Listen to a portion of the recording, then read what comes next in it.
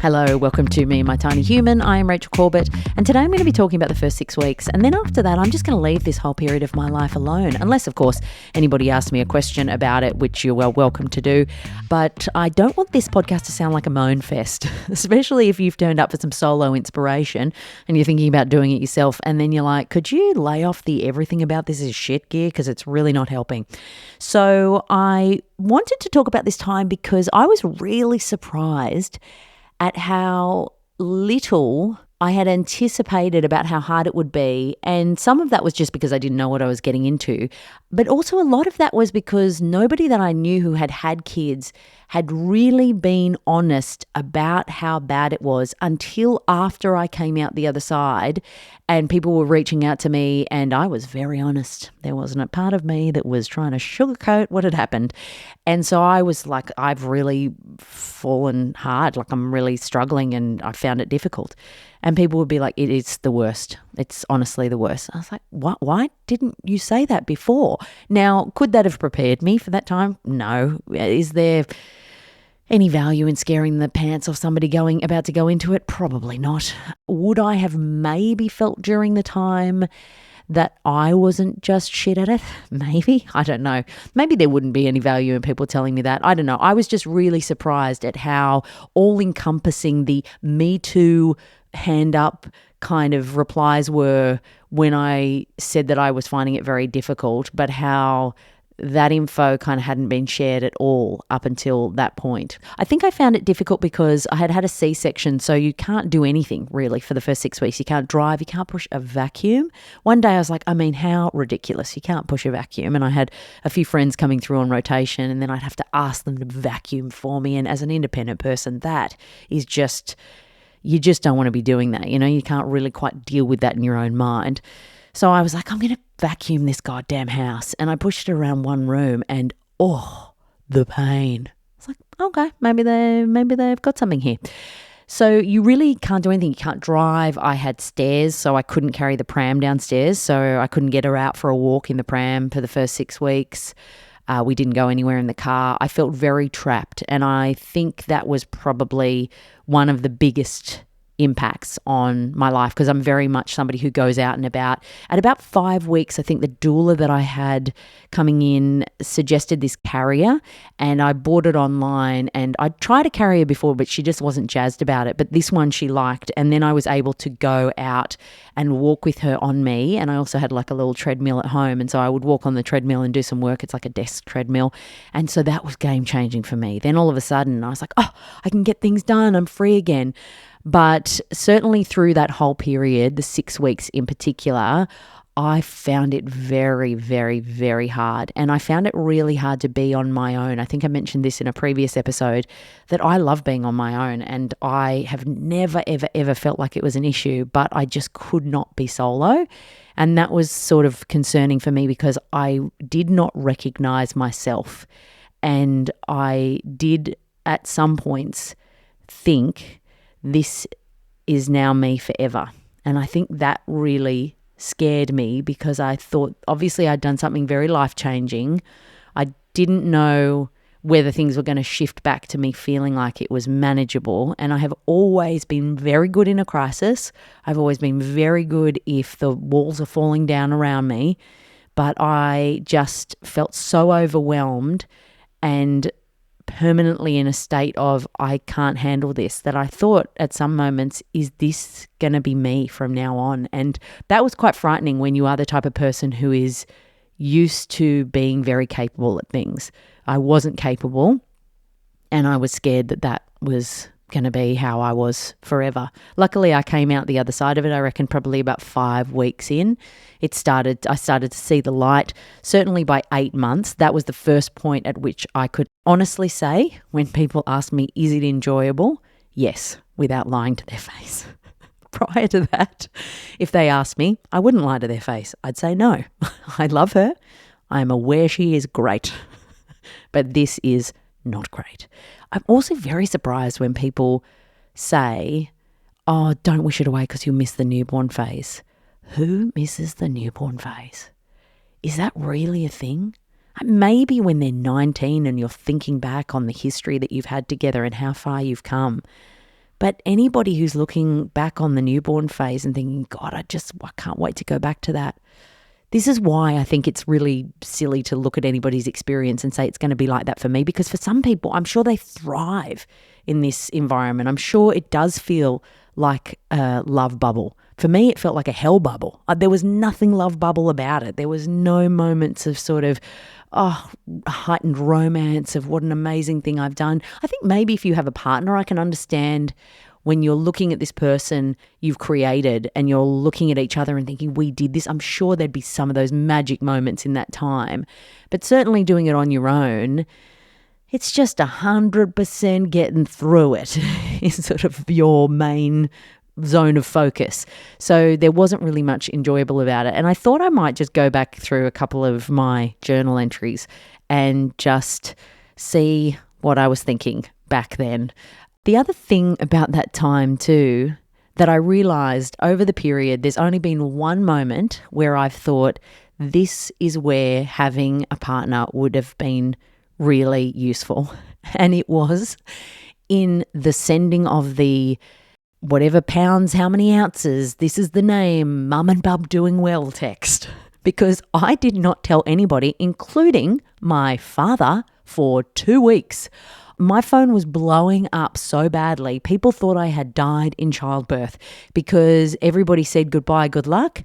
And then I did not answer a single text for 2 weeks because I could not get my head around it. And once the influx of text got to a certain point, it was so overwhelming that I didn't even know where to start and I could not begin. And I thought, my gosh, that is a very valuable role in this time, is to just be responsible for here is the name, here's the weight, mum and bub doing well, little bit of context, and then everybody can just shut up and get on with their lives. Because then I had some very delightful, caring friends checking in on me multiple times saying, hey, are you okay? But for me, that just felt so overwhelming and like, oh my God, just let me get back to you when I am ready to get back to you. So yeah, that whole period, the first 2 weeks, I just basically disappeared from everybody in my life, which probably isn't a really great thing to do, but I just couldn't handle it. And I really thought, yeah, having somebody sit in the hospital and do that is a worthwhile thing. And that's the only time I've ever thought that I wish I had a partner in this situation. It's a very crucial role, that moment. So don't underestimate how important a partner is in that environment. But yeah, I wanted to have a look at some of the things that I'd written. And I've also shared some thoughts with somebody who's writing a book about that time. And it wasn't that far after the first little while that I spoke to her. And there's just a little excerpt that I wanted to go through. So let's start with a journal entry. So I wrote the day before she was induced. And then I wrote about like 2 weeks later.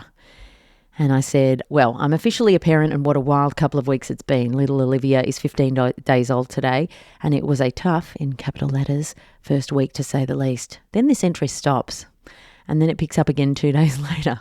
Olivia woke up as I was writing Story of My Life. I've not had time to write at all because it's been so relentless. I really didn't expect it to be this hard because I've never met a challenge that I couldn't nail on my own, so I assumed I'd be fine on the other side. But in truth, it's one of the hardest things I've ever done. I had no idea it would take this much out of me and feel so utterly overwhelming. Then I go into the story of the hospital, which you've already heard and don't need to hear again. If you haven't heard that yet, you can go back to a previous episode, but let's not relive it. Once is enough. The blue shoe covers moment was a real highlight for all of us. The next one is about 2 weeks after that. Today has been such a hard day with Olivia. She's not wanted to be off me. Oh God, this was the thing I found the hardest, was just her never wanting to be off me and in her crib all day. She just would not sleep in her crib and all she wanted to do was sleep on me. And I remember saying to the doula at the time, are you sure that I'm not going to create a habit in this kid that she's never going to be able to sleep in a bed? And the doula was reassuring me constantly. And the truth is, for the first month after they come out, they kind of have to be on you all the time. And I think eventually, I can't even remember when it was, but it was maybe like a month and a half or 2 months. Then she started to slowly get into the crib. Now, it wasn't for very long, mind you. We were probably getting 15 minutes at a time and I'd have to pick her up in the carrier and take her for a walk again.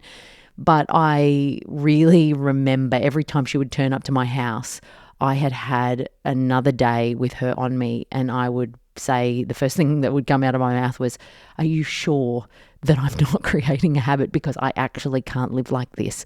I really cannot do this. And the fact that I just didn't have anybody to hand her off to was the hardest thing about that time, I think, just having to have her on top of me all the time. Sure, there was lovely moments where you're like, oh, let's kiss and cuddle this tiny baby. But after 20 hours of it, you're just like, I need to do a wee and have a sandwich, please.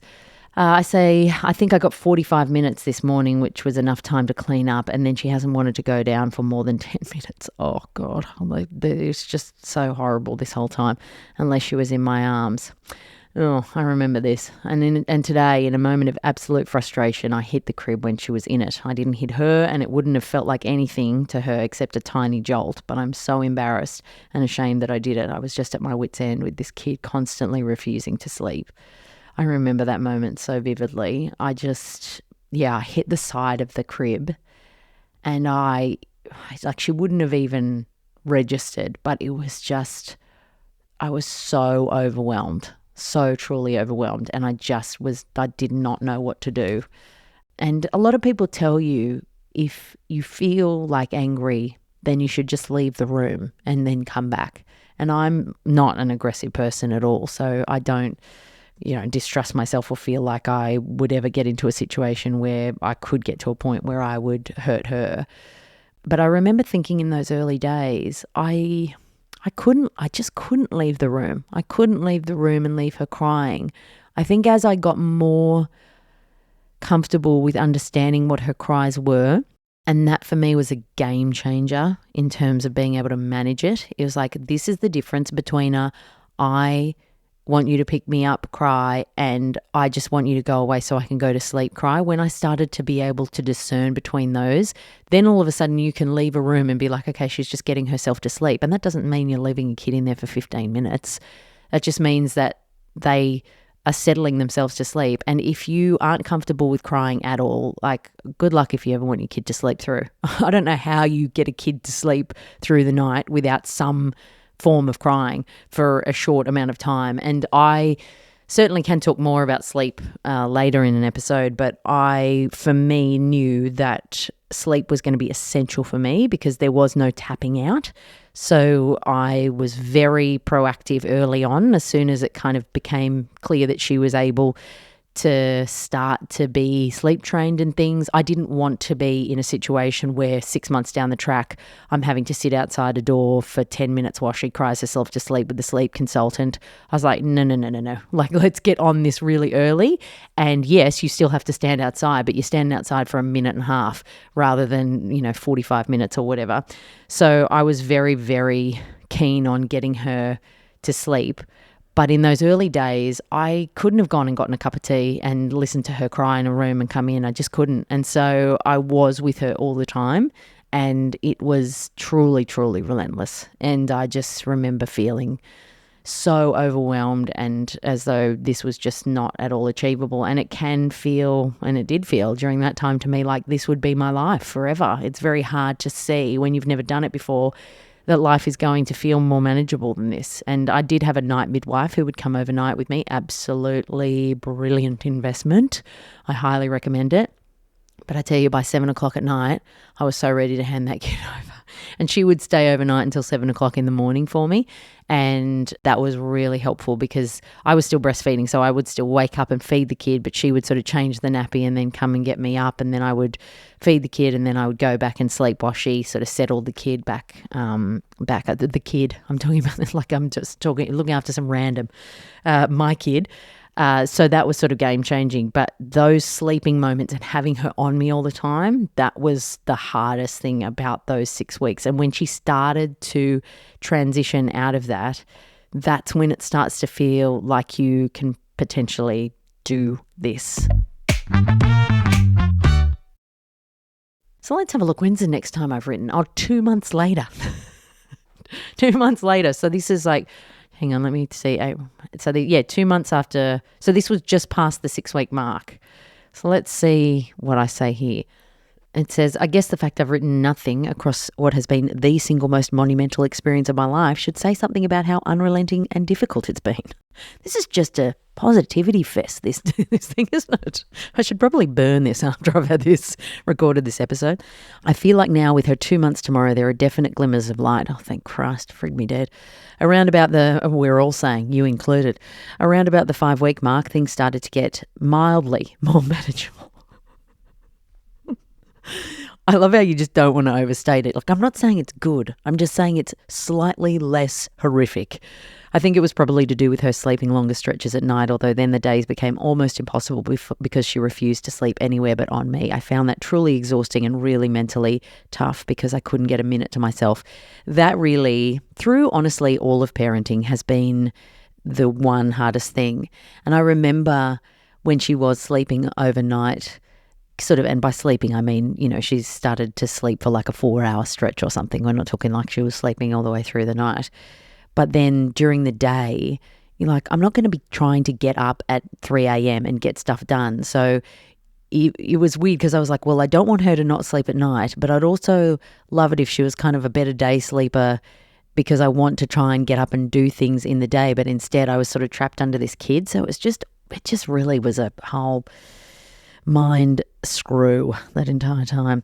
About the 4-week mark, I got a carrier. Oh, that's what I mentioned about the doula, and she would actually go to sleep in me. That was just truly, if I can recommend anything, I'll put a link to the carrier that I had in the show notes. If I can recommend anything, it's getting a carrier and just going for a walk with the kid, and then she or he is on you, they're close to you, and you just feel like you're out and about. I would just walk for hours. At one point I was doing about 30,000 steps a day.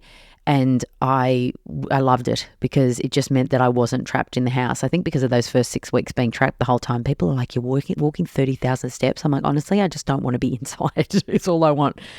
So yeah, I said I think that was probably the true turning point for me.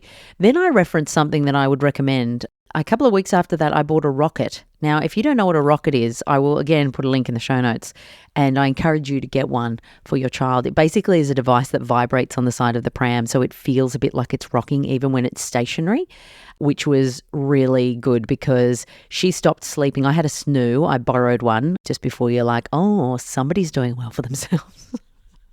I borrowed one from a friend, but honest to God, they are worth the money. I don't know. I could not count how many additional hours of sleep that I got thanks to that thing, and being able to sort of turn it up from the app in my bed, even though she was right next to me, and get her to rock back to sleep. It was game changing. But this rocket, you sit on a stationary pram. And so I would actually put it on the pram in the house and put her into the bassinet in the pram because she stopped liking the snooze. So then I tried that, and that got me a little bit of time every now and then. And when you're talking about a little bit of time, it's really amazing how much of a tiny increment can make you feel like your life is the best it's ever been. Like if she would sleep for an extra 7 minutes, you'd be like, oh my God, this is just a game changer. So I actually say here, she slept for an hour and a half. I mean, at that point, holy crap, that would have been like the best day I'd ever had. Truly. Then I actually talk about I'm almost back at work. At this point, I went back to work a couple of months after this, and I had her down at daycare. And then I decided, actually, when I realised how little she was going to be, I was like, I can't put this kid in daycare. And so I kept nannies until she was about 10 months before I started her in daycare. But yeah, then I actually have quite a few positive journal entries because I had people helping me then, and I would sort of take a step away and sit down and write in my diary while my child was being looked after. And really, honestly, if you're going to do this by yourself, make sure you have a lot of help. Just get every single person that you can possibly get, even if you can't afford to pay them. Say to your friend, could you come over for a few hours once a month, and then rotate like 31 friends through the month, because just having a bit of that space and time is so important. I just want to lastly find this little excerpt from this book. So where is it? Here we go. I found the first 6 weeks of motherhood fucking hard. Oh, that's good. You can put that in print. Almost impossible, which was strange for me because I'm good in a crisis, as I mentioned. But this is an interesting point. It's not like you're there with a reasonable person. You can't reason your way out of something. You can't even get angry at a baby. That's the thing I think I didn't realize when I was like, oh, I've been through so many difficult things in my life. I can get through this. There's no reason or logic. So if you're a logical, practical, reasonable person like I am, throw that out the window, because that is absolutely pointless when you are hanging out with this person who you're aware you love a lot, but at the same time, it's the first person in your life you've ever loved that treats you this bad. They just are making your life a living hell. They're screaming at you 24 hours a day. They're not sleeping. They're demanding that if they sleep, it needs to be on you, even though they treat you like shit all the time. It's just like, hang on a minute. It's very hard to kind of get your mind around it. I say the first 6 weeks felt as though it'd go on forever. People tell you it won't always be like this, and you can rationalize that, but it felt like I was going to be broken forever. You understand why people get to the end of their tether, because all reason or everything is completely removed. You're just operating on heightened emotion and adrenaline. So it was nice when it clicked over into feeling like this is hard, but I can handle it. This feels more like me. The first 6 weeks, I was like, who is this person? I'm just going to water and I don't know who I am. I think that was the most fundamentally difficult thing, as I mentioned, just not recognizing yourself in the mirror, just seeing how you had operated in every other difficult time in your life and thinking, that's the reason I can go into difficult spots, because I know, right, I have enough of that historical muscle memory to know that I will get through the other side of this, because I can just draw on things that I've done before. And then all of a sudden you find yourself in a difficult situation, but it is unlike any difficult situation you've faced before. And so all of that stuff doesn't matter. It's in fact completely useless to you. You could be great at being difficult in an emotional crisis. You could be fantastic in being, super duper in a hostage situation, but those skills matter not. It is just basically you holding on for dear life as your world crumbles around you. No, it's not. But I just honestly wanted to share a bit of that. Take a little trip down memory lane together. Have a look at what I wrote back then, because I don't mean to scare you. I don't mean to say that this is going to be what it's like for you. In fact, you might cruise into this and absolutely think this is the best stage of all. But I just really felt as though not very many people talked about how bad it was until afterwards. And I wonder whether it's because people feel embarrassed. I certainly know at the time I didn't feel like I could lie, but I also felt this seems not great for me to be saying I don't like this, because the way that people would lead into it, as I said, was always like, oh, are you in the love bubble? Are you loving it?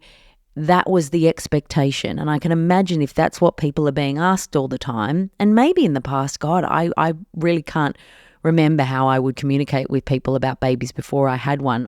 But I just remember thinking I just didn't know that people had difficulty with this. And when people did start to really be honest about that, then I realised, maybe we just need to speak a bit more about this. Anyway, I think that will probably be the end of the sob story section of this podcast. How about I just put the journal away and we kind of move forward from that first little bit into some happier times.